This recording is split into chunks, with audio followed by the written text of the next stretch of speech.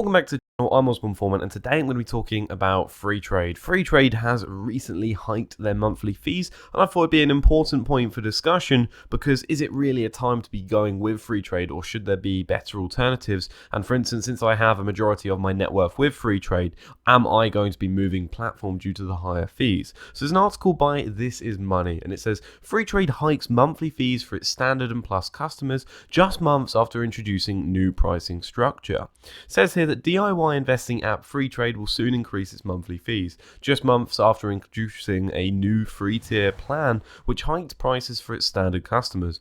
Last summer, Freetrade introduced free subscription plans. So you got basic, standard and plus, which saw standard customers face a 66% hike in fees. But despite raising prices, the popular platform will remain free to use for those opting for its most basic service, which does not offer a stocks and shares ISA. So in the situation of an investor looking to find a platform that's cheap, they haven't really got, or they've already got a stocks and shares ISA with another business, they've got a self-invested pension elsewhere, and they're going, right, okay, look, I've got some disposable cash here. I'm going to be careful here based on the FCS, or the Financial Compensation Services Scheme, and I'm going to go, okay, if I can have a maximum of £85,000 in each regulated bank that is authorised by the FCA, perhaps then Freetrade could be a good place to park some of my money in investments in a general investment account. Do note on this fact that actually you have different rules and stipulations in place for actual shareholdings, but if we're talking more cash value, then there's certainly an attractive opposition here, or proposition here. Now, it says here that Freetrade's basic plan remains unchanged and it's free for all access to its general investment account, commission-free trades and access to over 1,500 global stocks and ETFs. So again, this works really well for an investor that doesn't mind paying tax. Either someone that's really very new to the game, isn't very serious about it, wants to chuck 10, 50 quid into the markets, just see what happens, fine, that works really well for that kind of investor. Alternatively, someone that's going, okay, look, I've made use of most of my tax advantages, I'd like to build up another position, and I'd like to obviously be able to have it in a taxable account, then Freetrade could be a good competitor here, especially because of its fixed fees, which they talk about. The standard subscription, which includes an ISA, will now go up from £4.99 to £5.99 per month, while the Plus plan, previously £9.99, will cost £11.99 per month. What they neglect to mention here is that since they changed their pricing matrix, it used to be about £3 a month for their ISA. So you can see here that the ISAs have pretty much gone from £3 a month to £6 a month in the case of about 2 or so years. So that's effectively doubled in this period.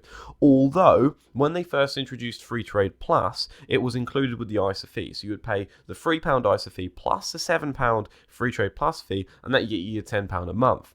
Now, when the SIP was launched, I ended up paying something like £17 a month until they said that it was actually included with Freetrade Plus. So they have been shuffling things a lot. So if you did have a SIP with Freetrade like I do, an ISA as well, and you did obviously use Freetrade Plus, then in this situation, it makes sense as to why perhaps you're still okay in terms of money. But obviously because it's increasing, it does look bad. Now they've said here, Freetrade customers will be able to keep the original cost lower if they pay an annual upfront fee of £59 for the standard billing, or £119 for the Plus plans. These changes come into effect from the customer's May billing date. Now, the investment platform previously told This Is Money that there were no plans to change or increase fees, but Chief Executive Adam Dodd said the environment had changed. When you spoke to us in 2021, it was before we had revamped our plans. I don't think the interest rate environment was the same as what it is now, he said. It seems pretty reasonable in today's environment that you would see a bit of increase in this plan. And then we give an option to our customers to maintain their current rate if they don't mind paying up front. Because that obviously gives us more certainty as a business around the revenue, so it's a bit of a win-win that way. If you want to maintain your current tariff, sign up for annual billing, your annual charge doesn't change. Now, I think this is very much not a good thing, obviously, for consumers, but you need to justify why you invested with Freetrade in the first place. And obviously, if you're a UK investor, Freetrade probably remains one of the most attractive brokers around.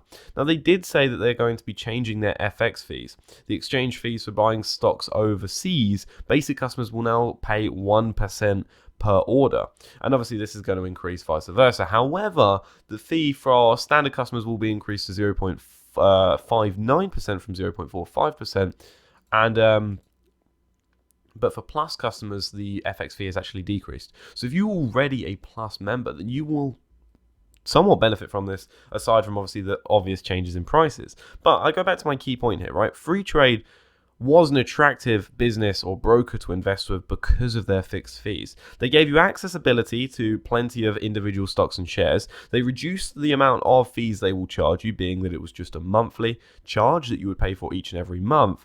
This is attractive for investors that have sizable investment pots. Typically, traditional brokers usually have a combination of fees, but traditionally, they'll charge you a percentage fee, which says, okay, based on the value of your investment pot, we're going to charge you 0.03%, or they're going to charge you 0.5%, right? And that's your annual or your management fee for just having it with our broker. That, when obviously you reach high levels of money, let's say you've got 100 grand invested in the markets, suddenly you're now paying £500 in fees. That's really high. But if you have got £100,000 invested with Freetrade and you've bought the Plus plan, which is £12 a month, now increased to, this is far less. And you'll be paying, what, £144 a month rather than that £500. So the advantage of Freetrade is its fixed fees. And actually, that's why I went with it, because I was looking for something long term. I was looking to future-proof my investments by looking at a fixed fee broker.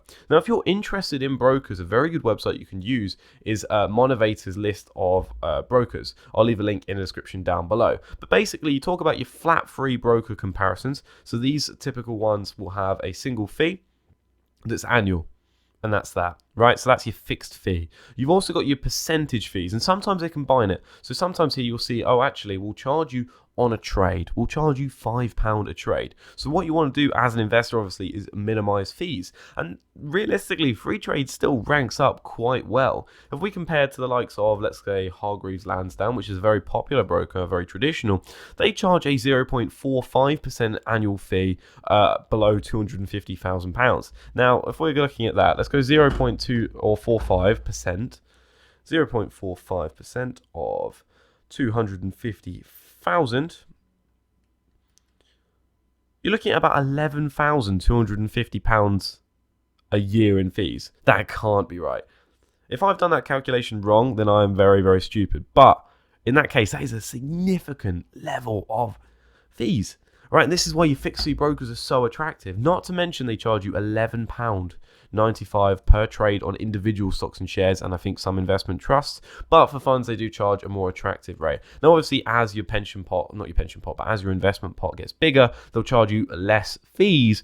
But this is still a concern. They're making loads of money from you. So you've got to find really the best broker for that. And typically the ones that are really competing are the likes of, let's say, Trading 212, Freetrade, eToro. All of these are very low cost brokers that are therefore attractive because commission-free trading has become a thing.